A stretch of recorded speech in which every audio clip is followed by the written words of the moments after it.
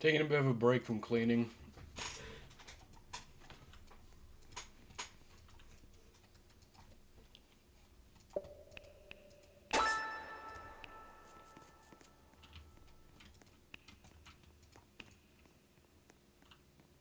I'll be vice captain. Fuck it.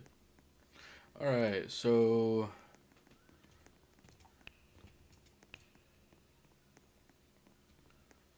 just get the highest. The fuck? Let's get one crazy.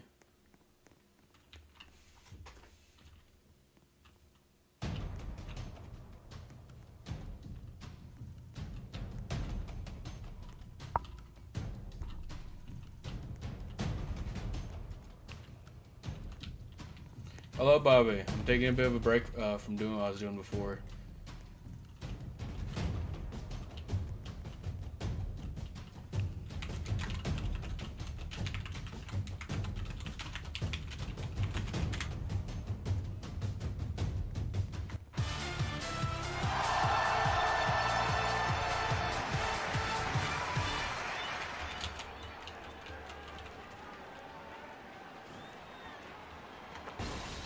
Knew it was a good idea to pick you. I knew it. I knew it, man.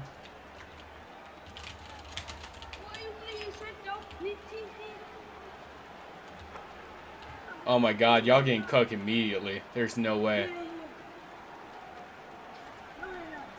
Y'all already getting cooked. That's crazy.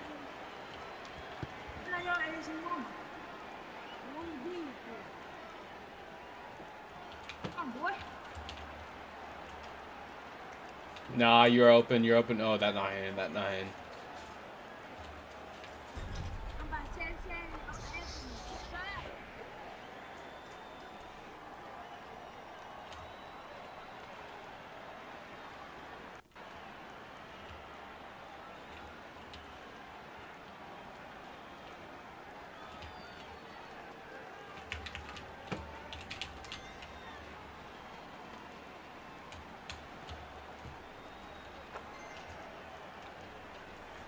One of y'all better go get that. He's not getting that, man.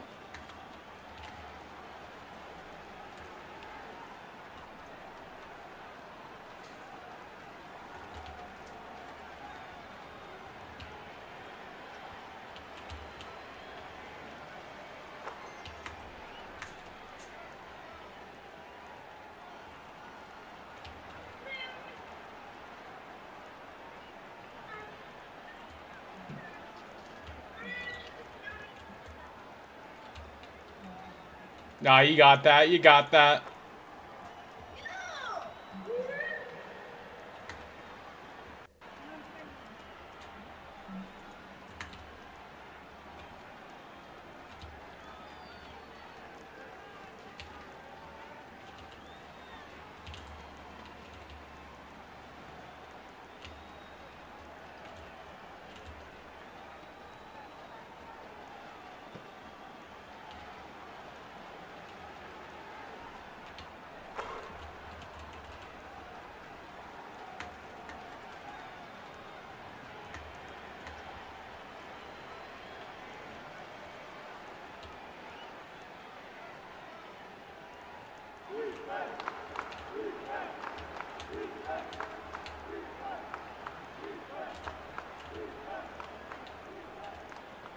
Ball hog of doom.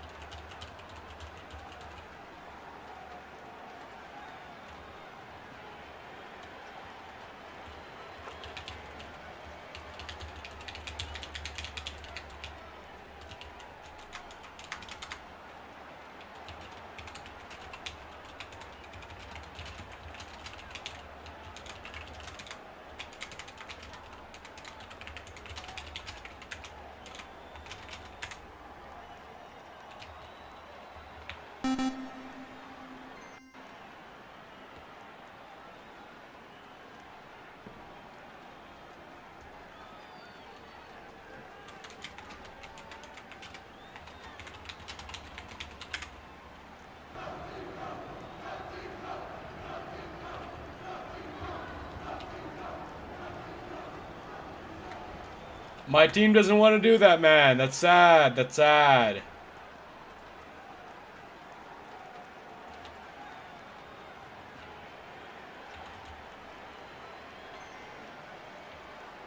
Not making that. Oh, you made that? Oh!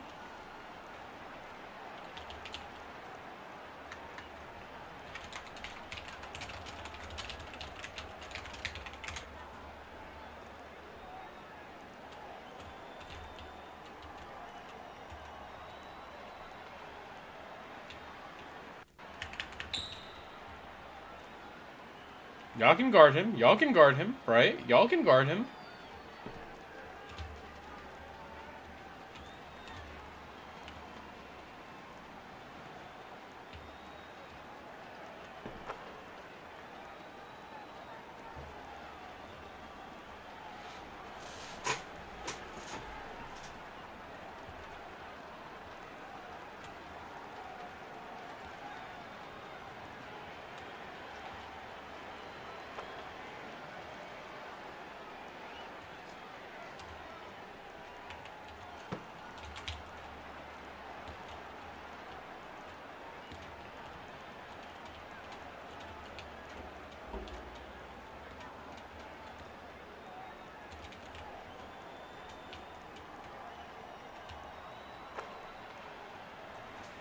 See, that's how you play defense.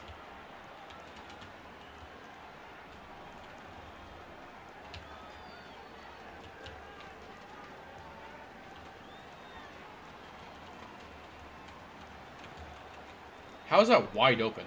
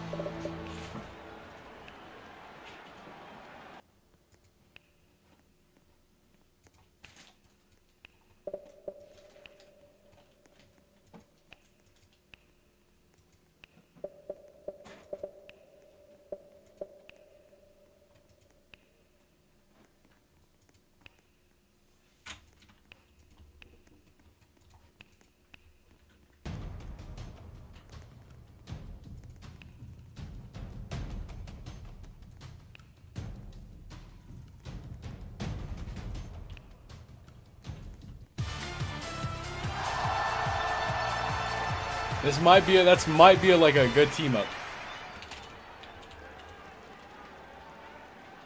This guy, not this guy. He's gonna get a clean lineup there. Yeah, yeah. I'll toss it. I'll toss it. Let's go with 2.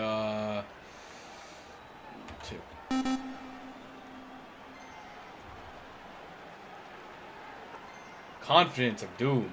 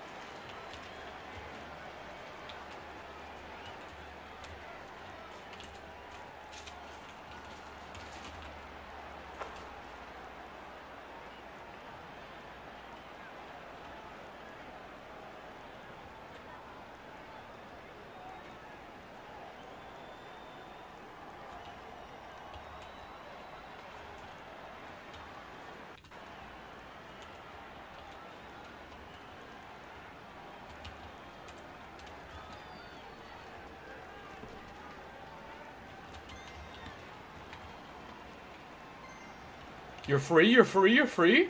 Oh, it's just too good.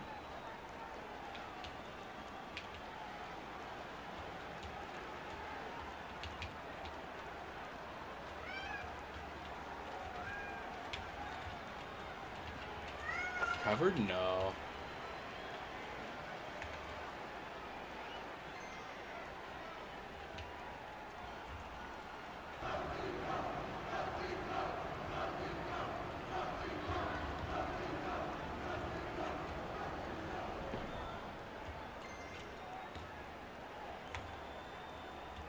You're free, you're free, you're free. Combos.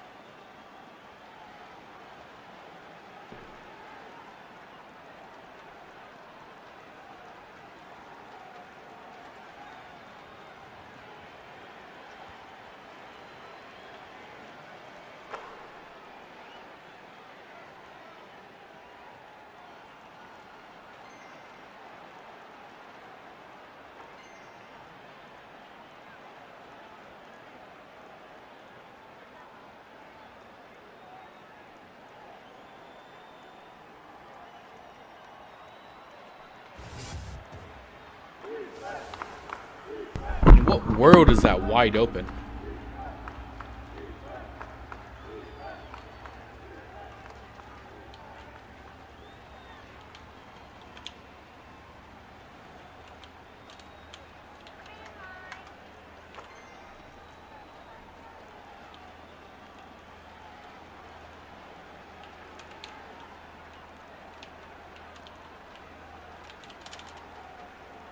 That's a free shot, yeah.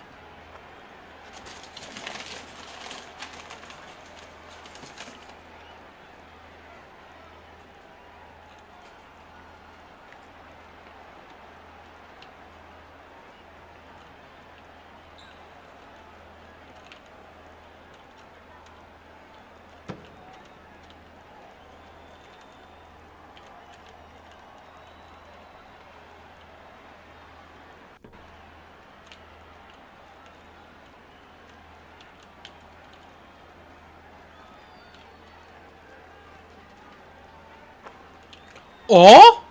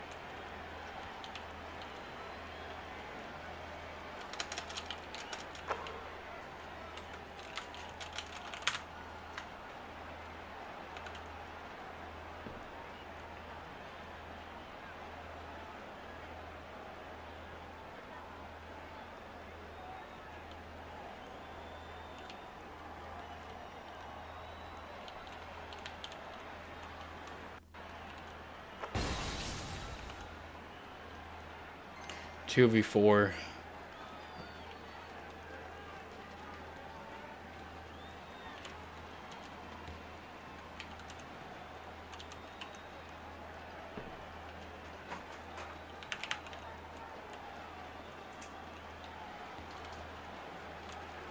He doesn't shoot his own shots. He can't shoot his own shots.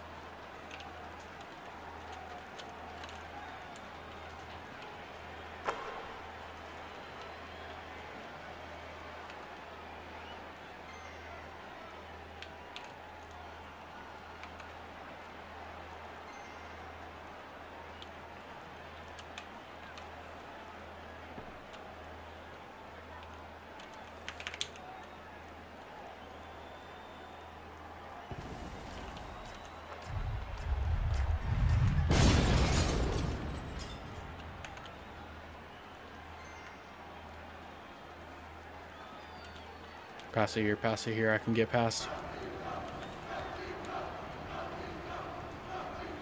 Not yet. Not yet. Not yet now.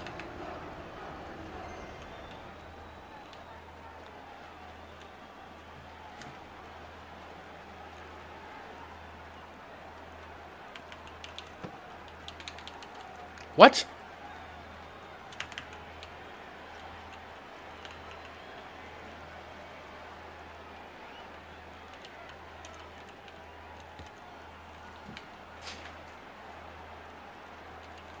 In what world is that wide open?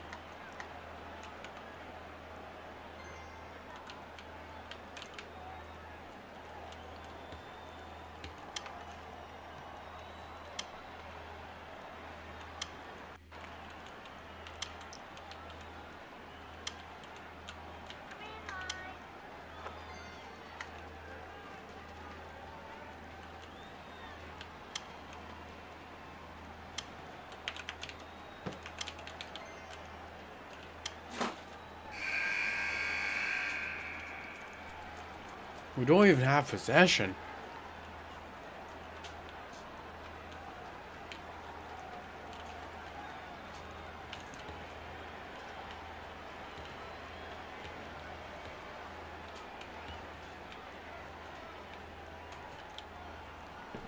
All that fucking juking for what?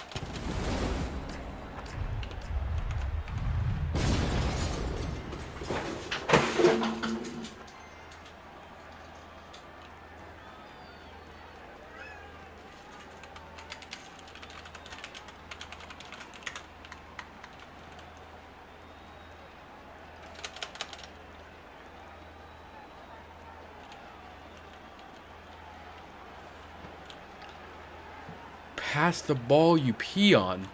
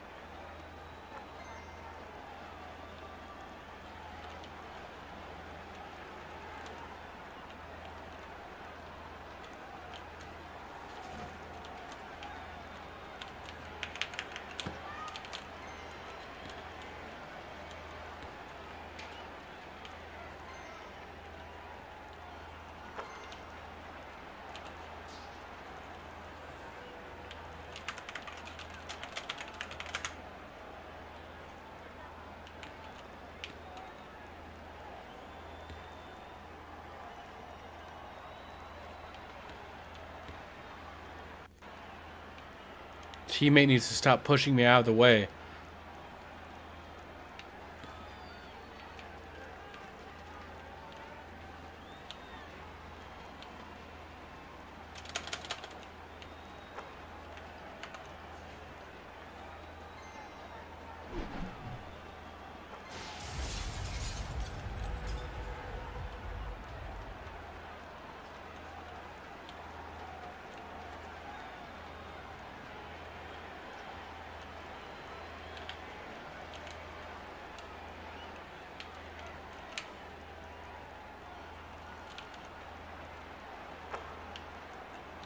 One of y'all can get that shit.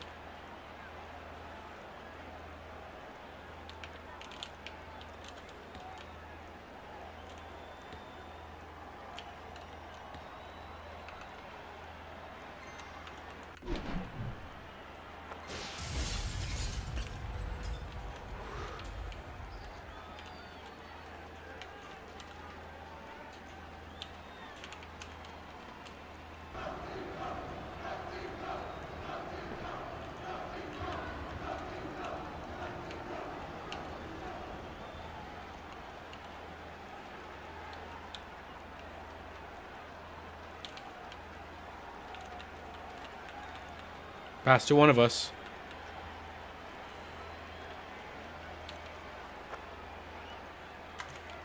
Our saving grace, man. Our saving grace. Oh my god. Oh my god. You are our saving grace. I love you.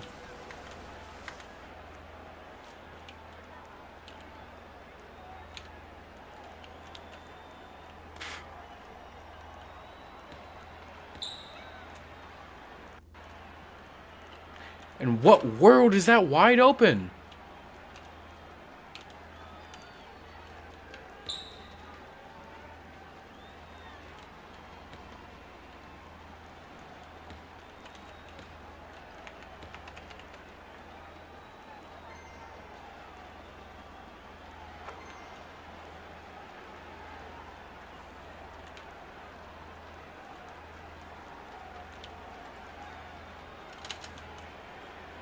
I grabbed that shit, but alright.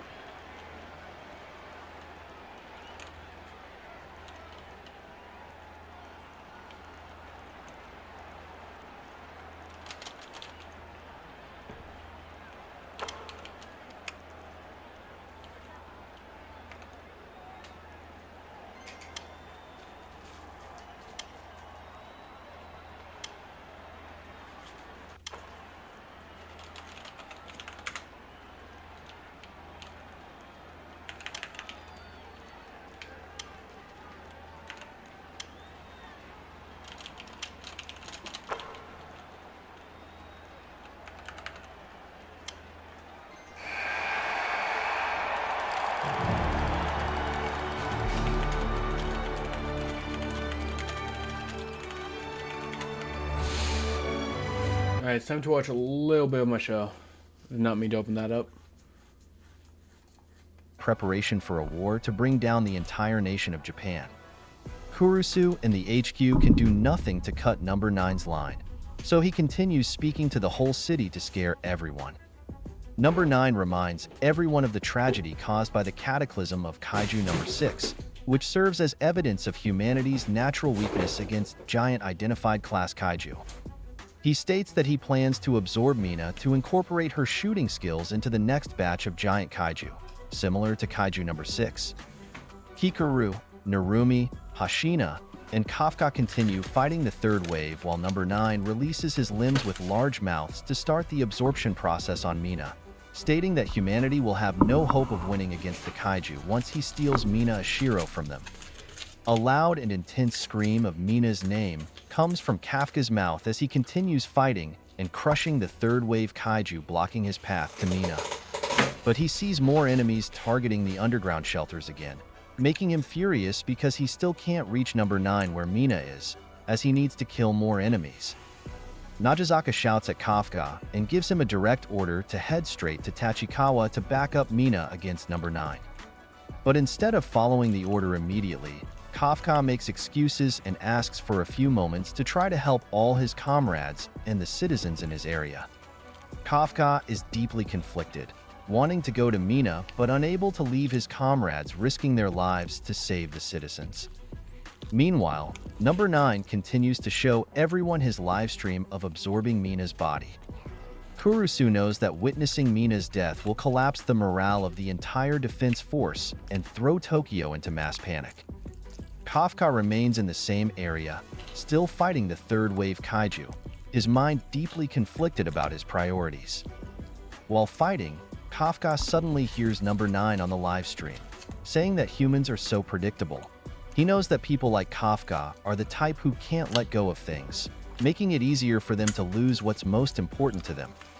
As number 9 says this, he slowly consumes Mina, who can no longer move to escape, until finally, the cocoon-like projection of number 9 closes, consuming Mina's body. Afterward, number 9 taunts Kafka, telling him to stay and be angry because number 9 has already won. Ironically, that's exactly what Kafka does. He stays and screams in anger. One of the Defense Force officers with Kafka shouts that he should leave to save Mina because they are all easily replaceable. But Captain Mina Ashiro is unlike any other and must not be sacrificed. Finally, Kafka starts to leave after being repeatedly delayed. But before he gets far, he stops again. What is his problem now?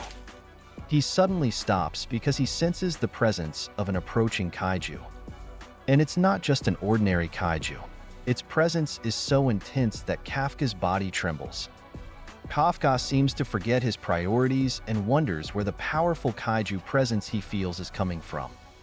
Then, in an instant, a freezing breeze sweeps the area, and all the third wave kaiju around are hit by ice. Kafka is quite literally frozen in place because of the sudden event and can't figure out where the intense cold is coming from. He then feels a silhouette of a familiar presence behind him and is shocked when it addresses him as Sir. When Kafka sees who spoke, he can't believe that the chilling Reno tells him that he will handle the battle there and that Kafka So should much leave. aura. Suddenly, a third wave kaiju charged at Reno from behind, and Kafka promptly informed him. Reno simply raised his hand to control his mini-drones and froze the monster. In an instant, the entire body of the monster was frozen, which amazed Kafka. Kafka was shocked that Reno could stop a mega monster so easily. That was the power possessed by Kaiju number 6. Kafka suddenly cried because he was touched that Reno had really come. So Reno explained that he wasn't the only one who had arrived. In the Chofu district, Mina SE continued to fight a third wave, which was evident from the Fuji blast might bite her tongue. Shortly thereafter, the monster released its attack, but fortunately, Mina SE had quickly moved away from the trajectory of the attack. Mina SE was amazed that she had survived, and when she turned around, she was surprised to see that Ihara had saved her and immediately reported that he had reached Nagano. Mina SE was delighted to see her friend, and in the Kasumigaseki area, we see Kikaru, tired and battered, becoming irritated because the monsters kept emerging non-stop. Suddenly, someone attacked 2 third-wave kaiju in the area, which surprised her, and the attacker jokingly complained that they were facing mega monsters right after coming out of training. It turned out to be Haruchi, accompanied by Aoi, and Aoi quickly reported that they had arrived, with Kikaru visibly happy to see reinforcements arrive. Kafka was also delighted when he called him and told mini-drone him, saying he would not let himself. Reno declared eyes wide, also a soldier. And gain his stood now made Reno to thought that third unit was reborn. This was what he's an equal and proving his strength. In this way, Kafka could fight without worries because he would be confident that Reno had the situation under control. Reno quickly launched another series of ice attacks at several more third-wave kaiju, freezing them easily. Kurusu reported to the other troop members that Kafka and Reno had started combating the enemies in the Oizumi area, and upon hearing this, Iharf cheered for Reno and urged him to show Kafka what he was capable of. A monster charged an energy blast wave at Reno, but using his flying drones, Reno created a shield that easily blocked the third wave kaiju's attack. As a counter, Reno jumped to the back of the monster and used his ice attack again. While in the air, Reno had a flashback and explained that he used to live believing that heroes were just fiction. He recalled the death of his parents and brother in a monster disaster, the burning of his school, and watching his beloved grandmother cry night after night, with not a single hero showing up. However, on the day Kafka saved him from a kaiju, he met a hero for the first time ever. From that day onward, Kafka became his goal.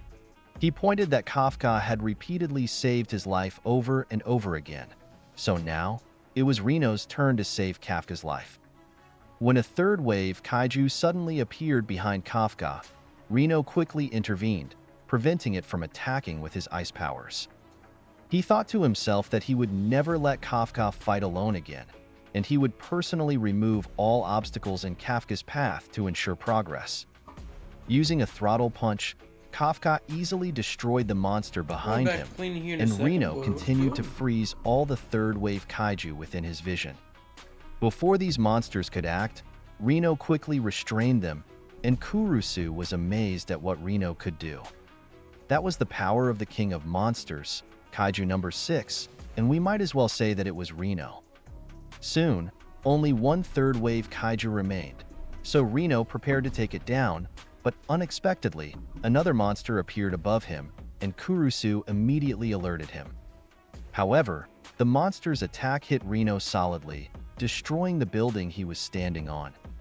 Kurusu was shocked because there was a monster waiting in the air, and he was also worried about Reno. Kafka caught his attention by calling out to Reno, seemingly unconcerned about his friend, and saying that he would leave that area and leave it to Reno. Suddenly, a giant ice shard pierced the entire hand of the third-wave kaiju, causing its destruction, and it turned out that Reno was safe and responsible for it. Reno commented that he understood what Kafka said, and prepared to finish off the monster in front of him. As Kafka ran towards Mina, Reno thought to himself that Kafka should just keep going and not look back, because for him, that was the greatest badge of honor. After charging his attack, Reno directed it at the third-wave kaiju, and the attack destroyed the entire body of the monster. As this was happening, Kafka continued heading towards Mina, and Kurusu immediately informed the other troop members that Kafka had left the Oizumi area. Jugo commented that Reno seemed to have done well there, to which Oharu agreed, stating that now it was his turn to show his prowess. However, contrary to what he wanted to do, his knees were shaking with fear, which made Jugo smile. Jugo showed that he knew Oharu well by suddenly advising him not to give in to his nerves, which surprised Oharu. He reassured him that everything would be okay and that, like Reno, he had already harnessed the ability to compete with the mega monsters. Oharu knew this too, and all he needed to do was prove it. As he spoke, Jugo called him and explained that there is something you can only find when your luck has run out, and he referred to that something as ability. He said it was okay to be nervous, and it was okay to make mistakes, but he wanted Oharu to go down swinging with his mind at ease, because for him, that was more than enough. This seemed to revive Oharu, and Jugo immediately sent him into battle. Oharu shouted with hype and unleashed his weapon, which caught Mina's attention. When Oharu's specially made weapon appeared, it looked like a high-tech shotgun, which amazed Mina. After that, Oharu charged into the scene, but as soon as he jumped in, a third-wave kaiju appeared at his side, causing him to turn towards it as Mina worried about him. He was hit by the monster's attack, which slammed him into a building, shocking Jugo, who realized that what he had said earlier had actually happened, leading Toko to tell him that he had jinxed it. However, his worry soon faded, and he said that if there was anyone who could turn the situation around, it was Oharu. It turned out Oharu was okay after the hit, and an assistant reported that he was now fighting, noting that only 24% of the released force was being used by Oharu. Because of this, he shouted that surely this was not enough to fight the mega monsters. As Oharu charged at several third-wave kaiju, we returned to a point in time when he and Jugo were talking, discussing that Oharu was a flash adapter. Jugo said that Oharu was the third case, and like himself, he has a unique brain structure that does not allow him to maintain full released force for long. Instead, he has a rapid and explosive fighting style that he uses to overwhelm his opponents. Jugo promised to teach Oharu combat methods that would force him into a short trance, and if Oharu mastered these, the power generated from his ability to quickly ramp up would likely surpass even Reno's. Returning to the present, Oharu managed to dodge an energy blast from a monster, and upon jumping into the air, he immediately aimed his gun at the kaiju. Doing? That's what I want to Jugo do. explained to Oharu that he had designed the fighting style to match the genius of Hikari. It was his last resort. When the monster turned to face Oharu, he immediately shot it in the face, and after the shrapnel from his shotgun burst out, with lightning emanating from it, it caused the Lightning? kaiju's head to explode. Wasn't there a lightning kaiju? The scientists I swear I couldn't remember there being believe a the lightning sudden kaiju. surge in force they observed in their readings from Aharu, Wonder if and he one of them forget his remarked that own he was using his weapon. flash adaptability. It appeared that Aharu's released force had reached 88%, which surprised the assistants because those numbers were considered commander class. As Ahara charged forward, Jugo looked on proudly. Haruchi commented that Aharu was performing well and commented that because of that, he himself is not allowed to lose either. He quickly prepared to launch an attack with his high-tech bow, suddenly releasing a projectile into the sky, and as the third wave kaiju looked at the projectile's trajectory, it was suddenly bombarded by a barrage of projectiles. However, the attack seemed ineffective as the kaiju quickly charged at him, and while a female assistant nervously watched, the monster suddenly changed color, puzzling her. Haruchi explained that although he might not be as flashy as Kikaru, as quick to learn as Reno, or as unpredictable as Aharu, he still felt that the weapon he was using was truly made for him. The monster couldn't escape because of Haruchi's attack, and the assistant realized that Haruchi had used a toxinator, signaling Aoi to take over since he had stopped the monster. Aoi then landed on the head of the third wave kaiju, using a high-tech pile driver as his weapon. After charging briefly, he completely blew up the monster's head with his special weapon. The assistants joyfully reported to the other troop members that Haruchi and Aoi had defeated a mega monster, where Haruchi told Aoi to keep it up and teasingly asked if Aoi thought he could keep up with him, prompting Aoi to also ask if Haruchi was really asking that question. While that was happening, Eiji continued to fight other third-wave kaiju, and he was informed that both the speed of the monster invasion and the rate of civilian injuries were decreasing thanks to the reinforcements.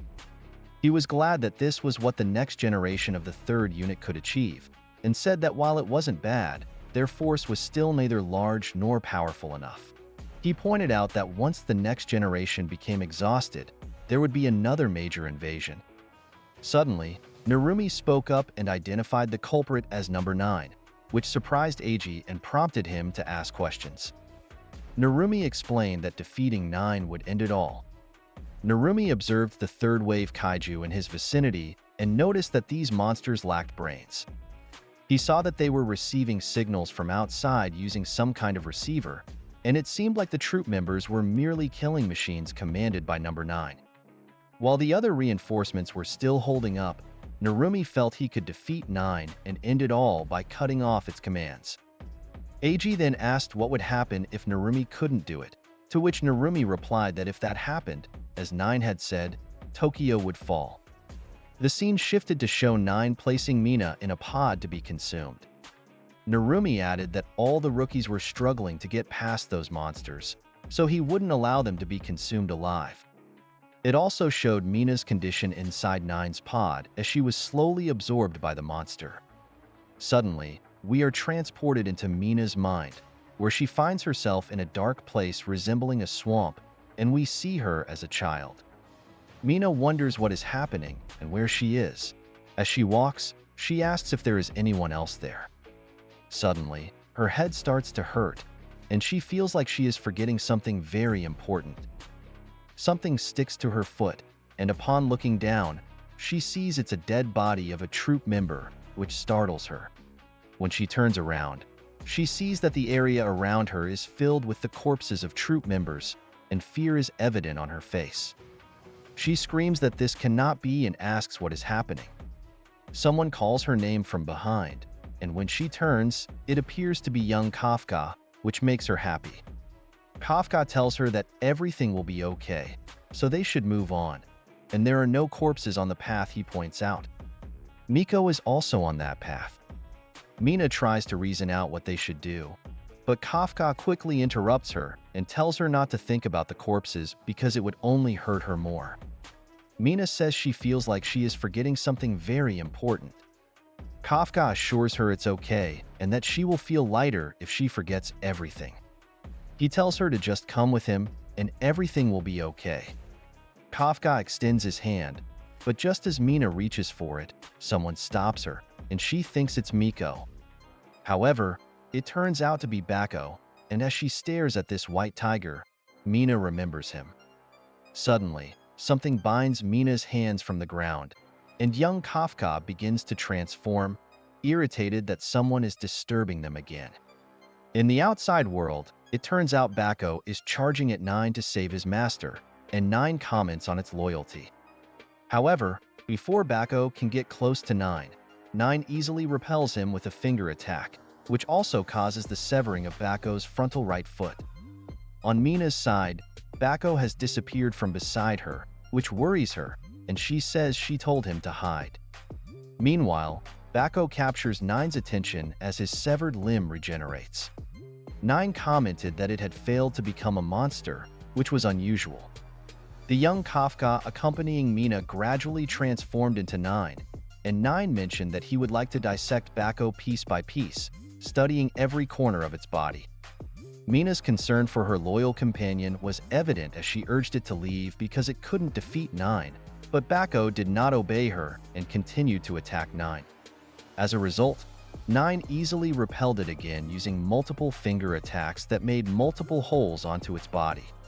Bako vomited blood, while Mina screamed in concern.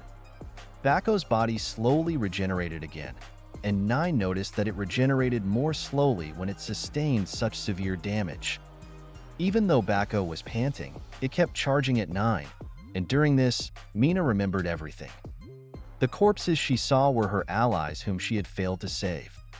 They were the troops who had sacrificed themselves to reach her. As Nine consumed her, she thought to herself whether there was really nothing she could do to save them again. Everyone was fighting with all their might, and all she could do was watch. Mina cried out of frustration, thinking how much she despised her current situation. Suddenly, Nine spoke to her, reminding her that he had told her she would only get more hurt if she dwelled on these things, and she would feel lighter if she forgot them all. Mina silenced Nine, stating she could not forget. How could she forget the screams, the suffering, the deaths, and their duty? She would fight while remembering all of it, and she struggled to free herself from Nine's restraints.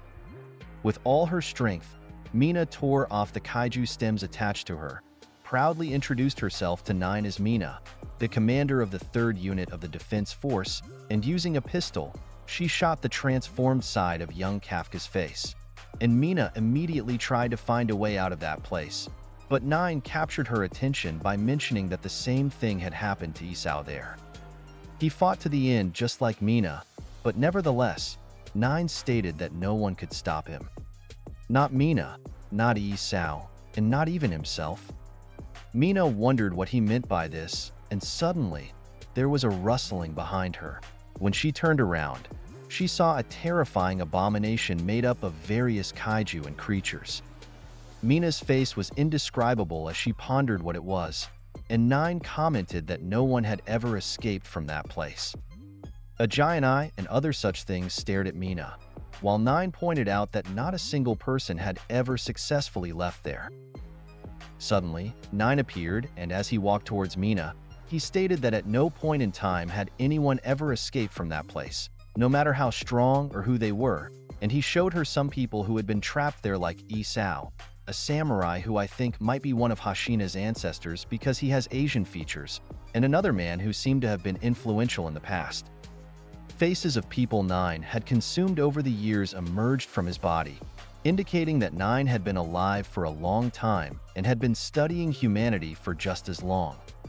He told Mina not to fight and to just join him, but suddenly small goblin-type kaiju appeared at Mina's feet, which she quickly destroyed with her pistol. However, suddenly a kaiju mouth appeared to her left and bit her, but fortunately, she imagined she also had a pistol in that hand, so she blew it up as well. Another mouth bit her foot, but she shot that too, and she started running away from the monsters Nine was sending after her while screaming for him to stop. Mina unleashed a barrage of attacks while trying to distance herself from this abomination, but no matter how hard she tried, they caught up to her and managed to bite and grab her. Soon, they bit her in various parts of her body, rendering her immobile. Mina observed them and wondered what was happening. She could hardly count how many monsters she saw, and it seemed like there were roughly hundreds of monsters there. Even in such a situation, Mina still tried to fight to prevent being bound by these monsters, shooting at them. She noticed her hands were free, so she immediately tried to escape again, but unfortunately, a monster then devoured her whole body, transporting her to the place where Isao had been. As she slowly sank down, Mina could only cry, thinking about her inability to win, while Bako risked his life to save her, and even her troops were fighting to the death for their victory. The people there hadn't given up yet, and had placed their faith in her. She also promised that she would wait for Kafka there.